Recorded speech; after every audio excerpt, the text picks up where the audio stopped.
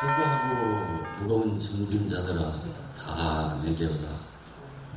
내가 너희를 쉬게 하리라. 아멘. 오늘 이 시간은 이 수고하고 무거운 짐을 진 자에 대해서 요한복음 1장 16절에서 17절을 보면 다음과 같은 말씀이 있습니다. 우리가 다 그의 충만한 데서 받았으니 은혜에 의해 은혜라 라고 하면서 율법은 모세로 말미암아 주어졌고 은혜와 진리는 예수 그리스도로 말미암아 온 것이다, 그렇게 말씀을 하고 있습니다.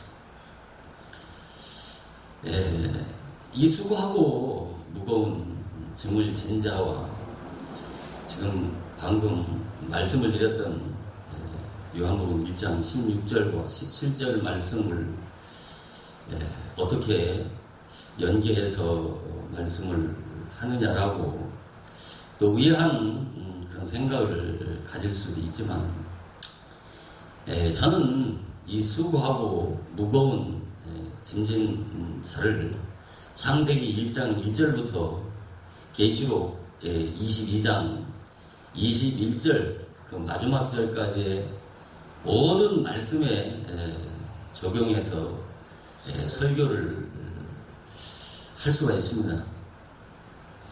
이것은 왜 그렇게 설교를 할 수 있느냐면, 성경은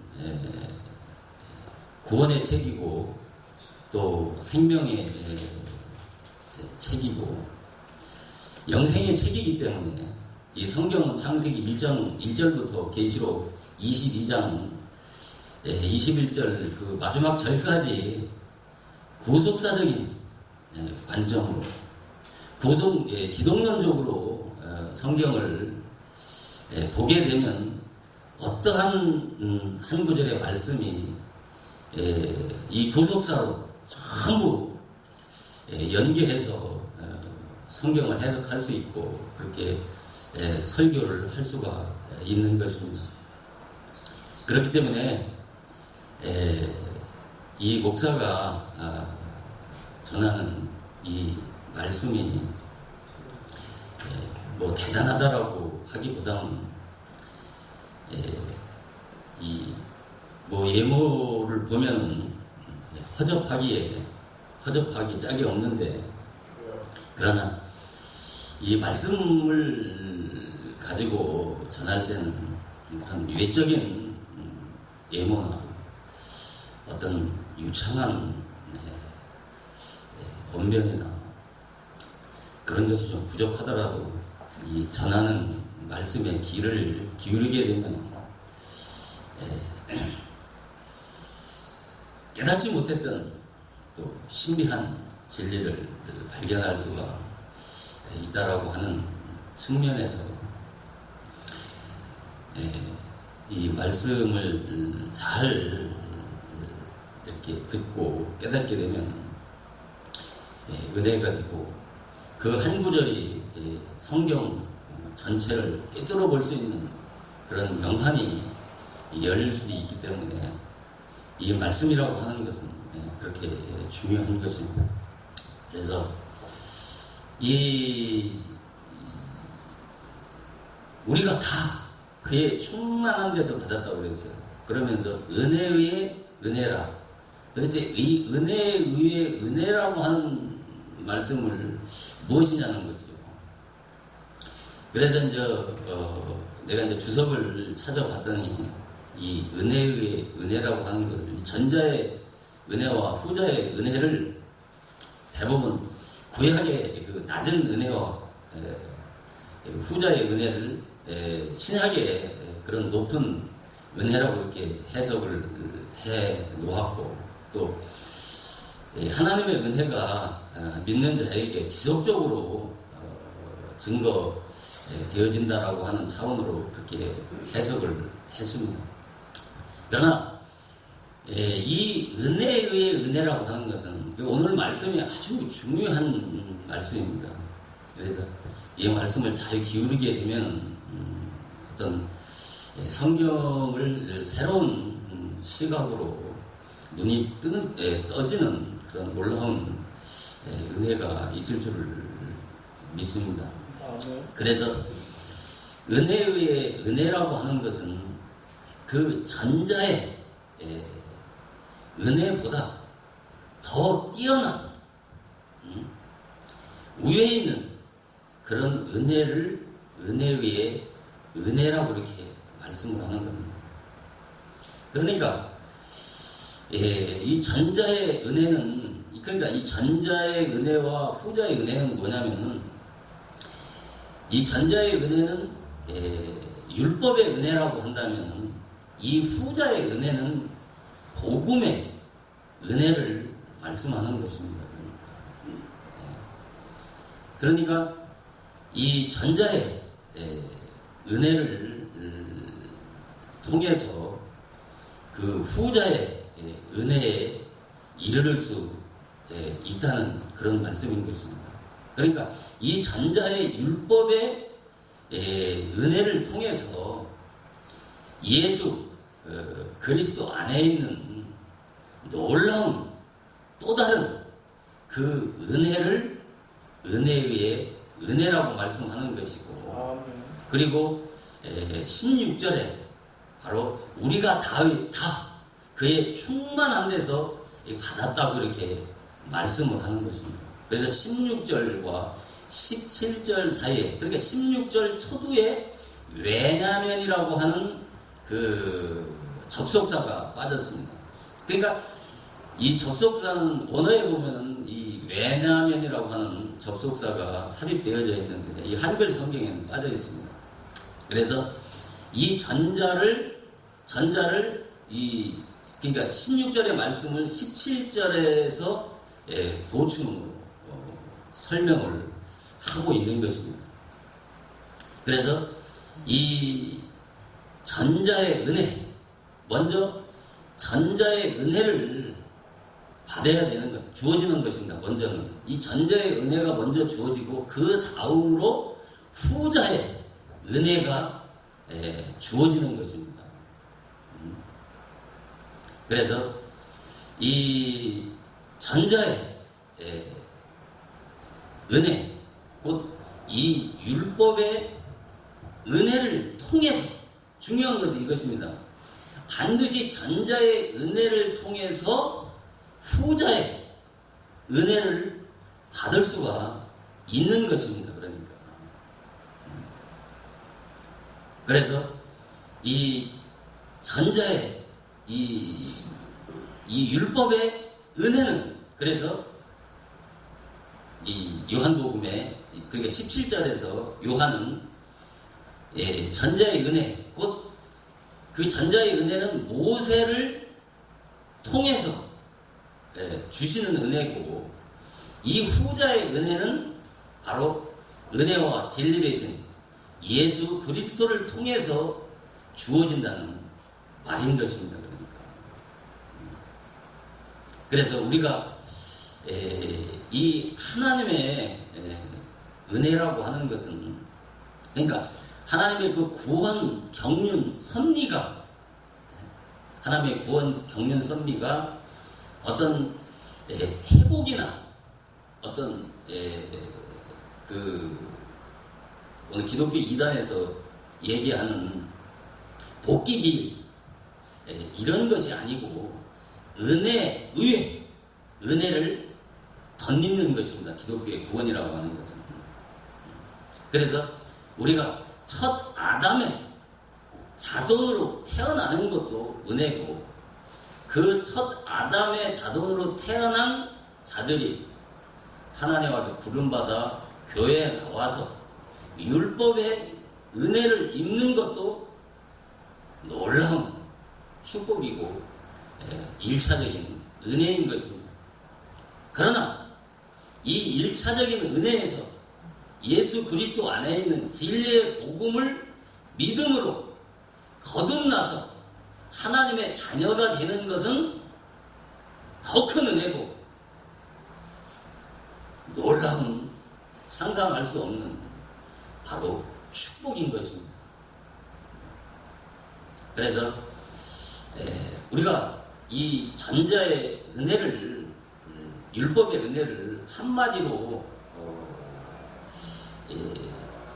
말씀을 드린다면 이 전자의 은혜는 바로 세례 요한의 회개와 통에 자복하는 회개의 은혜를 말씀하는 것입니다. 그러니까 다른 표현으로 말한다면 세례 요한의 회개의 세례를 바로 율법의 은혜라고 그렇게 말씀을 하는 것입니다.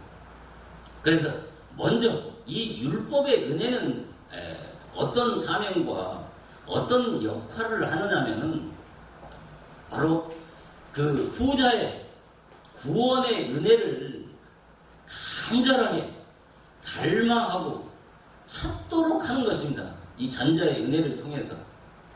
그래서 이 전자의 율법의 은혜를 통해서 간절히 사모하고 그리스도를 사모하고 찾는 자에게 주어지는 은혜가 바로 후자의 복음의 은혜인 것입니다. 그래서 반드시 전자의 은혜를 통해서 후자의 은혜에 이를 수 있다라고 하는 이 사실을 명확하게 이해하고 깨달아야 성경의 십자가의 좌우의 도를 정확하게 분별해서 기독교의 정말 거짓과 참을 분별할 수가 있는 것입니다. 그래서 이 전자의 율법의 은혜는 바로 이 세례 요한이나 모세와 같은 율법의 사명자를 통해서 주어지는 은혜라고 한다면 이 후자의 복음의 은혜는 바로 진리의 종, 복음의 종을 통해서 주어지는 것입니다. 오늘날, 자 보세요. 오늘날 대부분이 이 전자의 율법의 은혜 아래 있으면서 후자의 복음의 은혜 아래 있는 줄 착각하고 그렇게 믿고 그렇게 가르치고 그렇게 배워오고 있는 것이 오늘의 기독교가 이렇게 혼란스럽고 혼잡하고 무질서하고 바로 부패 타락이 오는 것이 바로 이와 같은 것 때문인 것입니다. 그래서 제가 한 말씀을 더 드린다면 성경에 보면 우리가 사도 바울이 율법 안, 예수 안, 또 그리스도 아니라고 하는 말씀이 있지 않습니까? 그런 말씀은 사도 바울이 선실서에서 많이 나오지 않습니까? 그러면 율법의 안은 무엇이고 예수 안은 무엇입니까? 그러니까 예수 안이나 그리스도 안은 거듭나지 못한 옛사람의 세계라고 한다면 거듭난 옛사람의 세계라고 새사람의 세계라고 한다면 이 율법 아니라고 하는 것은 거듭나지 못한 옛사람의 세계를 말하는 것입니다. 그러면서 바로 그 율법의 은혜는 바로 다른 표현으로 얘기한다면 율법신앙의 영역을 말하는 겁니다. 율법신앙. 율법신앙이라고 하는 것은 거듭나지 못한 옛사람이 종교를 가지고 율법으로 하나님을 섬기는 세계가 이 율법신앙인 것입니다. 그래서 이 율법신앙은 기독교에 처음 나와서 처음 신앙생활하는 기독교의 초보의 신앙 영역을 말씀하는 것입니다. 그래서 거듭날 때까지, 거듭나지 못하는 사람이 거듭날 때까지 기독교 신앙의 기초가 되고 중요한 신앙의 한 과정이 되는 것이 이 율법 신앙의 영역이라고 하는 것입니다. 그래서 이 율법 신앙의 영역 안에 머물러 있는 것이 대부분의 오늘의 기독교 신자들의 머무르는 곳이란 말입니다. 대부분이 이 율법 신앙의 영역, 율법의 은혜 아래 다 있는 것입니다. 거의. 그래서 이 율법 신앙, 그러니까 이 율법 신앙인 이 전자의 율법의 은혜 아래서 이 복음 신앙, 후자의 이 복음의 은혜 아래로 신앙의 전환을 이루지 못하고 대부분의 율법의 은혜 아래서 율법 신앙 아래서 율법의 종로로 타다가 거기서 신앙생활을 거의 대부분 맞추는 것입니다. 우리가 그 왕하 7장에 보면은 그 네 문둥이와 같이 율법 신앙에서 복음 신앙으로 신앙의 전환을 이루는 자는 아주 극히 소수인 것입니다. 그래서 교회를 나오게 되면은 세상에서 죄만 짓고 살던 그런 인생이 교회에 나오게 되면 대부분이 아니고 100%이 율법의 사명자 밑에 들어와서 많은 신앙의 훈련과 연단을 통해서 장족의 신앙의 그 인격적인 성장과 자람이 있어야 되는데 어디까지 자라야 되냐? 바로 수고하고 무거운 짐을 져야 되는 겁니다. 거기까지 신앙이 자랐을 때 바로 후자의 그 복음의 은혜가 임해서 그 복음의 은혜를 통해서 예수를 믿고 거듭나서 하나님의 자녀가 되어지는 것이 창세 전부터 예정하신 하나님의 구원 경륜 섭리인 것입니다. 그래서 오늘의 대부분이 이 율법의 은혜 아래서 있는 것입니다.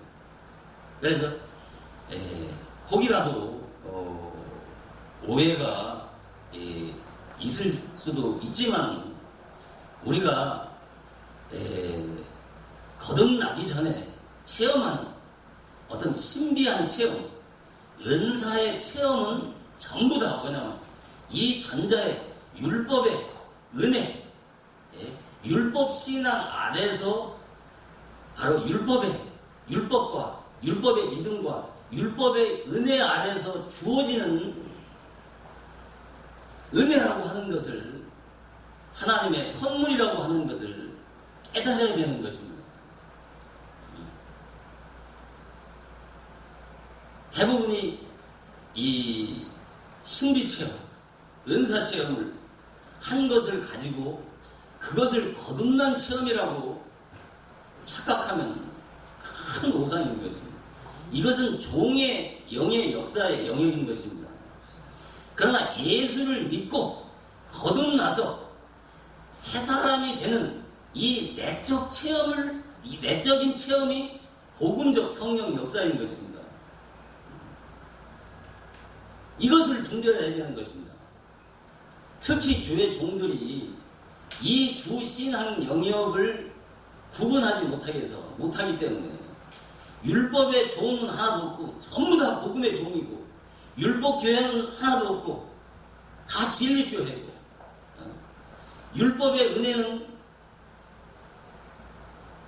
강단에서 선포하지 않고 다 진리의 복음의 은혜만 선포하는 줄 알기 때문에 오늘의 기독교가 이렇게 엉망이 되어지는 것입니다. 이 두 영역을 율법과 복음이라고 하는 율법 신앙의 영역과 이 복음의 신앙의 영역을 다르게 이해를 해야 되는 것입니다. 그래서 우리가 하나님 앞에 우리가 부름에 대해서도 우리가 마태복음 22장 14절에 보면은 청함 받은 자들은 많으나 뭐예요? 택함 받은 자들은 적다고 그랬어요. 그러면 청함 받은 자는 누구고 택함 받은 자는 누구냐 말이에요. 우리가 계시록 17장 14절에 보면은 부르심을 입고 빼냄 받은 진실한 자들은 이기리로다.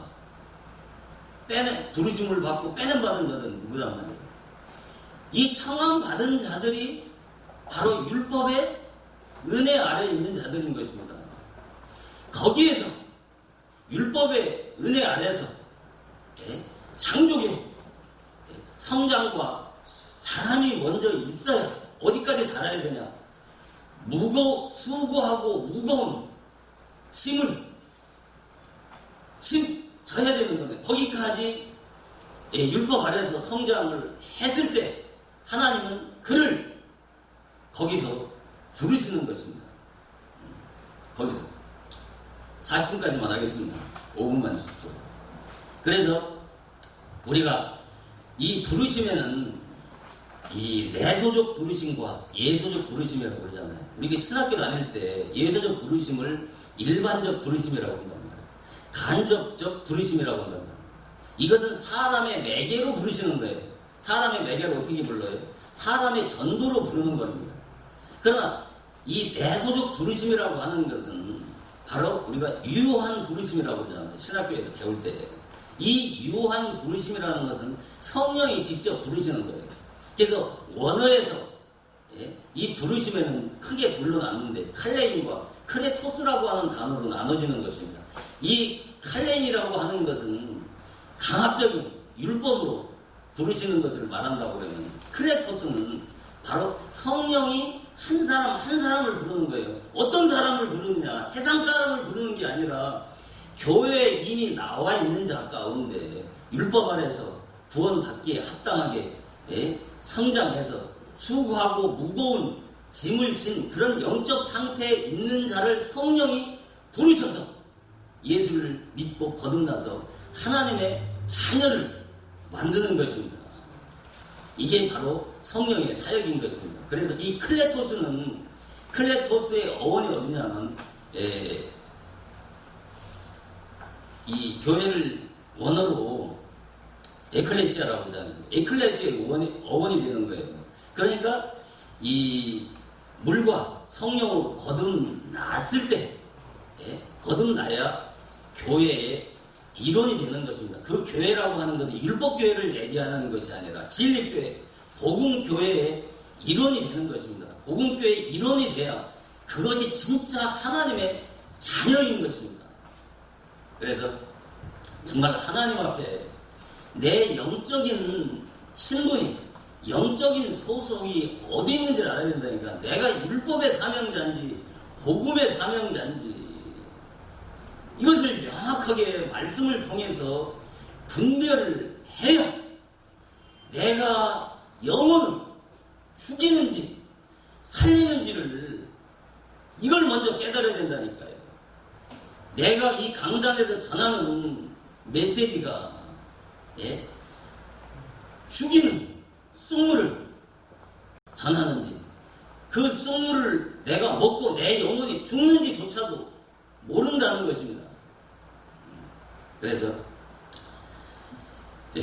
이 수고하고 무거운 내가 왜 이렇게 여러 가지 측면으로 이 수고하고 무거운 짐을 진 자를 설명하는 것을 잘 이해해야 되는 것입니다. 그래 앞으로 제가 전하는 이 메시지가 이 말씀이 이제 귀에 들어오기 시작하고 깨달아지기 시작해서 정말 이 마음에 그 말씀에 깨달아지는 은혜로 기쁨 충만, 성령 충만한 은혜가 주어진다는 것을 깨닫고 오늘도 주시는 이 말씀이 여러분들 마음 심령 속에 가득히 충만하게 채워주기를 주님의 이름으로 부탁드리면서 오늘 말씀을 마치도록 하겠습니다. 감사합니다.